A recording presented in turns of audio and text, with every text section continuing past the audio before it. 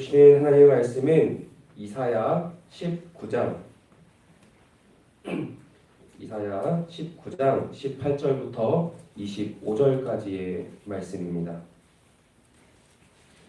구약성경 989쪽에 있습니다. 오늘 주시는 하나님의 말씀 이사야 19장 18절부터 25절까지의 말씀입니다. 구약성경 989쪽에 있습니다. 이사야 19장 18절부터 25절까지의 말씀을 한 절씩 교독하며 읽고 마지막 25절 말씀은 한 목소리로 읽도록 하겠습니다. 그날에 애굽 땅에 가나안 방언을 말하며 만군의 여호와를 가리켜 맹세하는 5 성읍이 있을 것이며 그중 하나를 멸망의 성읍이라 칭하리라. 그날에 애굽 땅 중앙에는 여호와를 위하여 제단이 있겠고 그 명령에는 여호와를 위하여 기름이 있을 것이요.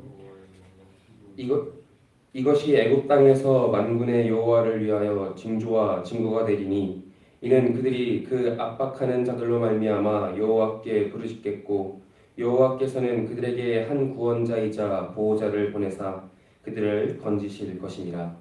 여호와께서 그들을 애굽에 알게 하시리니 그날에 애굽이 여호와를 알고 샘물과 인물을 그에게 드리고 경배할 것이요 여호와께서 원하고 그대로 행하리라.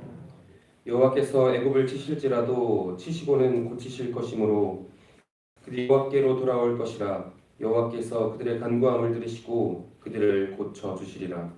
그날에 애굽에서 아수르 왕을 내려가셔서 아수르 사람을 유혹할 것이고 애굽 사람은 아수르로 갈 것이며 애굽 사람이 아수르 사람과 함께 경배하리라. 그날에 이스라엘이 애굽 및 아수르와 더불어 셋이 세계 중에 복이 되리니 이는 만군의 여호와께서 복 주시며 이르시되 내 백성 애굽이여 내 손으로 지은 아수르여 나의 기업 이스라엘이여 복이 있을지어라 하실 것이니라. 아멘. 이사야서의 말씀은 하나님을 떠나 죄와 가까이하는 남유다 백성들을 향해 끊임없이 책망과 경고의 메시지를 전하고 있습니다. 그 이유는 이스라엘 백성들이 하나님의 은혜를 끊임없이 경험했고 누렸음에도 불구하고요, 하나님을 거역하였기 때문이죠.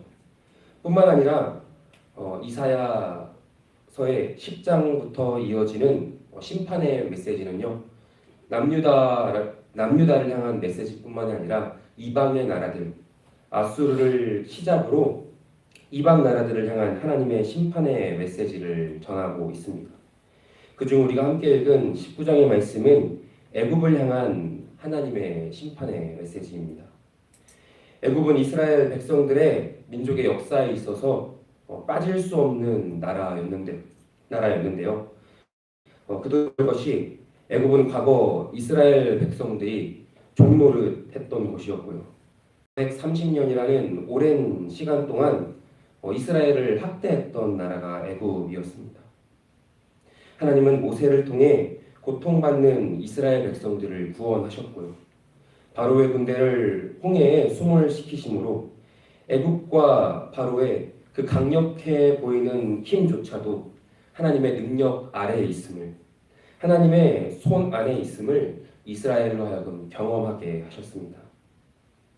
하지만 이러한 하나님의 주권적인 역사하심 속에서도요, 오늘 말씀 속 이사야 선지자가 활동하던 시기에 새로운 패권자로 등장한 아수르의 강대한 힘 앞에서 남유다 사람들은 하나님이 아닌, 그들에게 끊임없이 구원의 손길을 내미셨던 하나님이 아닌 애굽의 힘을 의지하고자 하였습니다.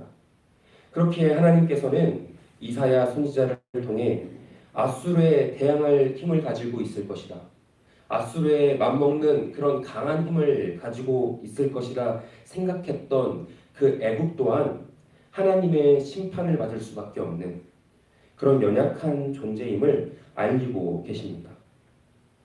오늘 우리가 함께 읽은 본문의 조금 앞인 16절 말씀부터 5번 반복되고 있는 그날, 1절의 말씀을 통해 알 수 있는 여호와께서 빠른 구름을 타고 애굽에 임하실 그날에 하나님께서는 애굽을 어떻게 심판하실 것인지, 그로 인해 애굽은 어떤 결말을 맞이할 것인지에 대해서 우리는 확인할 수 있는데요.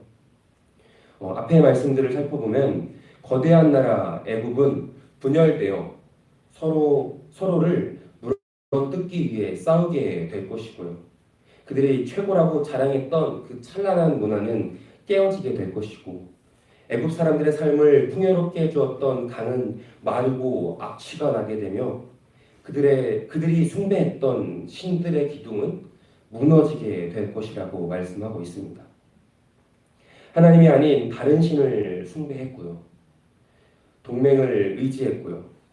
문화와 삶의 풍요를 쫓아가는 것에 대해서 하나님은 결코 그것들이 너희들의 안전을, 너희들의 풍요를, 너희들이 원하는 그 완전함을 누릴 수 없다고, 그것들 너희들이 완전함을 얻을 수 없다고 말씀하고 계시는 것입니다. 당시에 강대한 힘을 가진 애굽이 자랑했던 것, 그리고 아수르에 대항하기 위해 애굽을 의지하고자 했던 그런 남유다의 모습은요, 오늘 우리가 기대하고 바라고 자랑하고자 하는 그러한 것들의 모습과 크게 다르지 않은 것 같습니다.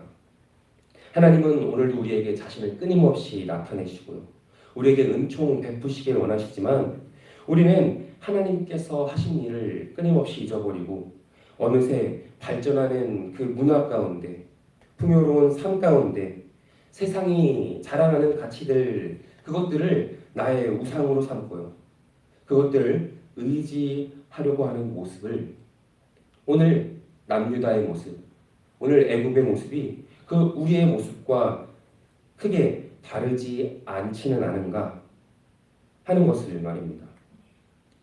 그리고 오늘 남유다와 애굽에 말씀하시는 하나님의 선언을 통해서 그렇게 우리는 다시 한번 깨달을 수 있습니다. 너희들이 자랑하고 의지하려는 그것들이 너희들에게 완전한 만족을 주지 못할 거라고요.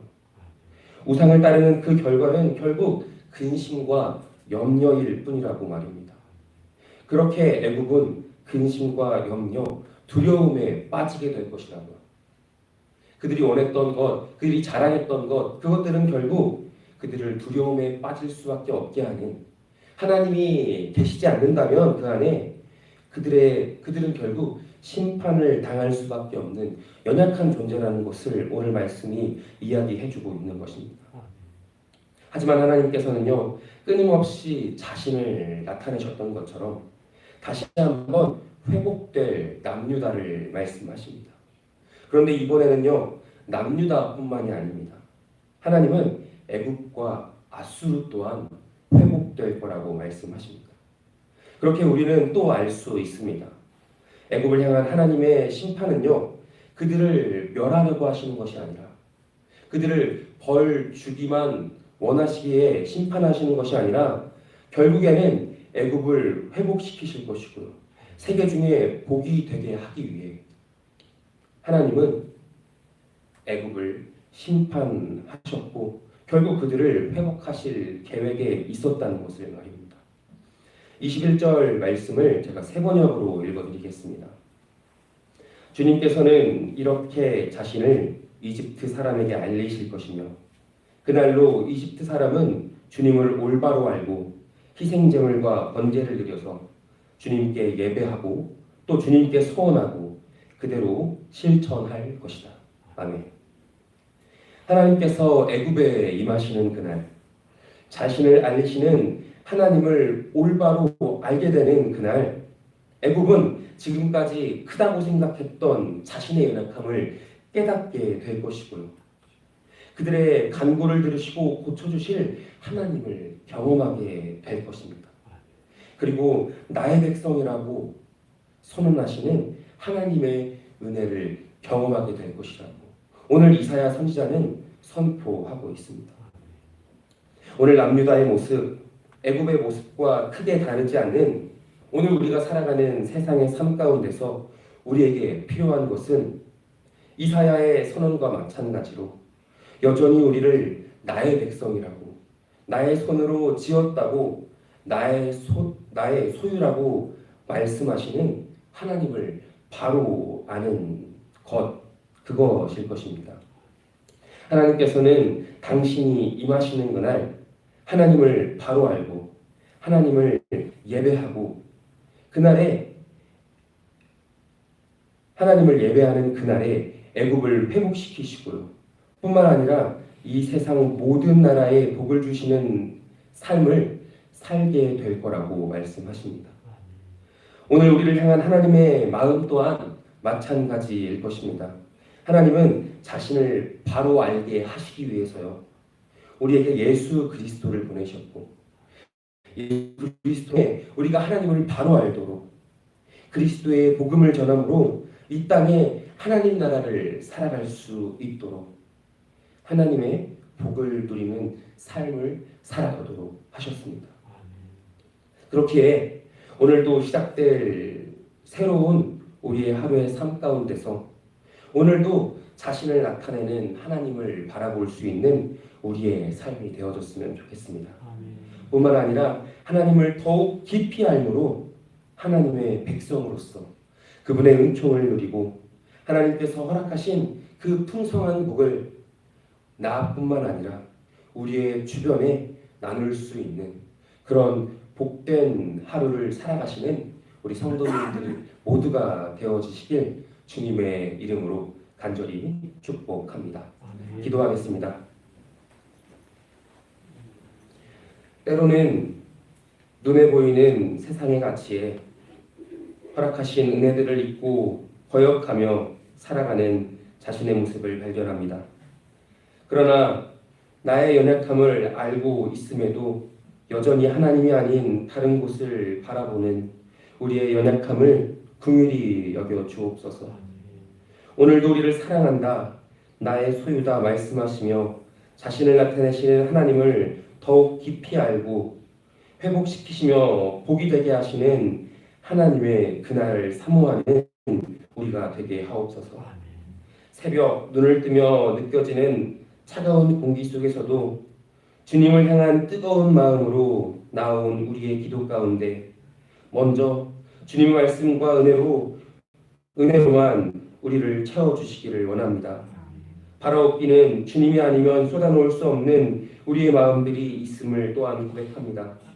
코로나로 인한 근심과 염려 가운데 드리는 기도, 고통과 질병으로 신음하는 중에 드리는 눈물의 기도, 세계와 열방을 향한 우리의 부르짖음 가운데 주님 역사하여 주시고 주님만이 주실 수 있는 은총과 위로로 인도하여 주옵소서.